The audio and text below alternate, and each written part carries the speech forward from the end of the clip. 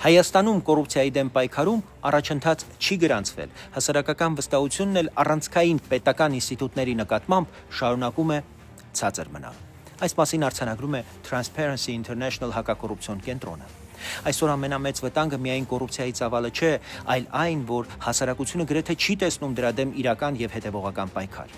Թվերն էլ ցույց են տալիս, որ մի ամբողջ տարի առաջընթաց այս ուղղությամբ չի գրանցվել, մարդիկ ավելի քիչ են ներգրավված, եւ դա կոռուպցիայի համար ստեղծում է ամենահարմար միջավայրը։ Երբ ամենաբարձր մակարդակով ասում ես Հայաստանում համակարգային կոռուպցիա չկա, իրականում դու կոռուպցիայի, դրա վերարտադրության համար ստեղծում ես արտակարգ բարենպաստ պայմաններ։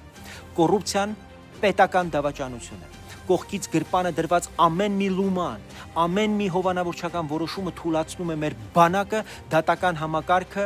պետությունը, պետական ինստիտուտները, առողջապահությունը, կրթությունը մեր բոլոր քաղաքացիների սապական։ Կաշառքը պետք է օրենքով դրվի նույն ծանրության հարթության վրա, ինչ պետության դեմ ուղղված ամենածանր հանցագործություններն են, հստակ պատժաչափերով եւ անխուսափելի պատասխանատվությամբ։ Զրո հանդուրժողականությունը կոռուպցիայի նկատմամբ պետք է դառնա ոչ թե սովորական կարգախոս, այլ պետական քաղաքականություն։ Դատավորները, դատախազները, քննչական մարմինները պարտավոր են օրնիբուն լինել այս պայքարի առաջնագծում, ոչ թե հարմար վահան յուրայինների համար։